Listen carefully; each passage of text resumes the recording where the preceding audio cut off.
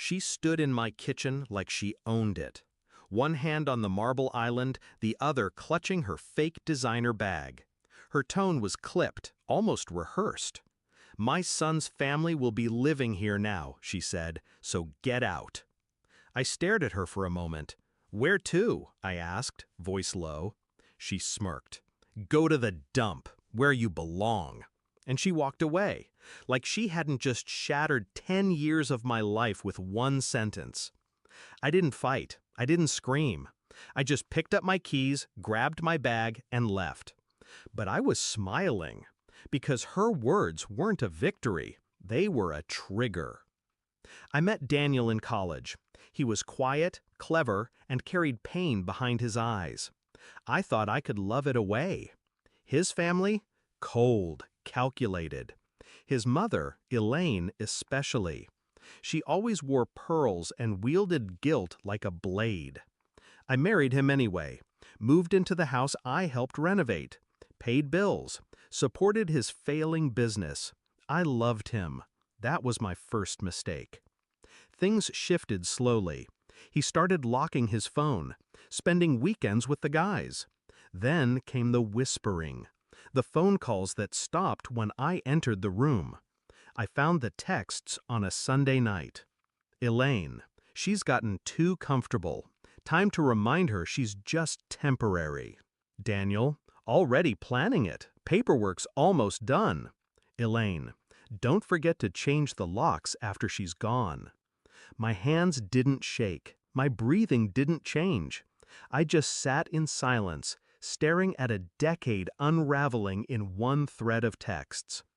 He was trying to kick me out of my own home. The deed, in his name, yes. But the down payment? My inheritance. My mother's deathbed gift. And they thought I'd just walk away? No, I would disappear. But only to sharpen the blade. First move, I left. Without a word. That disarmed them. They assumed I'd run to a friend, a shelter, maybe the dump his mother suggested.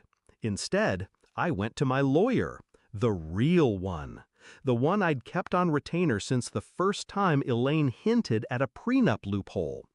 Turns out, my name wasn't on the deed, but neither was Elaine's.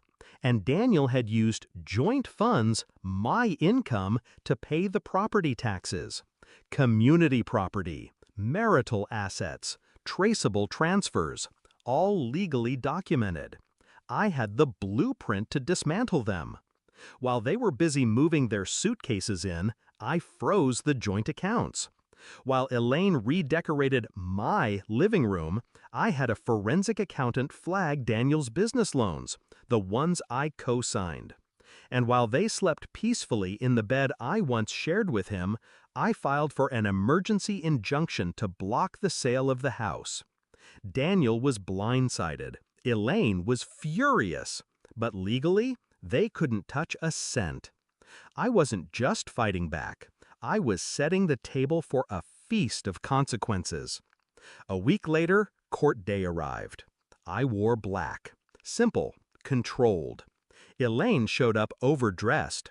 Daniel looked confused. He tried to greet me with a pathetic smile.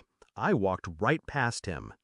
Inside, I handed the judge 2 thick folders, one with bank statements, co-signed loans, and evidence of marital contribution. The other, printed texts, screenshots, voicemails. "Get her out. She's just a liability now. She won't fight. She's too weak." Weak. That word echoed through the courtroom like a ticking bomb. When I finished reading the messages aloud, the silence was suffocating. Even the judge leaned back. Then I made my final request: exclusive occupancy of the home, division of assets, and restitution. The ruling? Swift, brutal, beautiful. Daniel lost the house. Elaine was barred from the property. The accounts were split, favoring me due to documented financial abuse. His failing business? Frozen, pending investigation.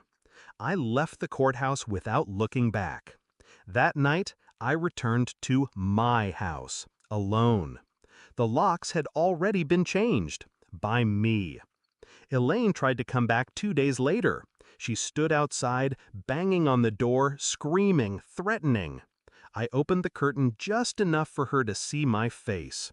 Then I smiled and closed it. Daniel called. Once, voicemail. His voice cracked as he said, "I didn't think you'd actually do this." No. He thought I'd beg, cry, grovel.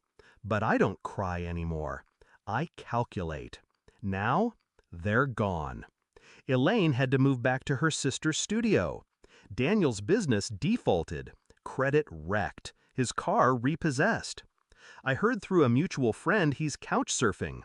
No savings, no stability, no one left to leech off. Me? I repainted the walls. Got rid of every piece of furniture that carried their stench. Turned the guest room into an office. I sleep with the windows open now. The silence is freedom. Final reflection. They told me to go to the dump. So I did. But I didn't stay there. I just needed a quiet place to plan their burial.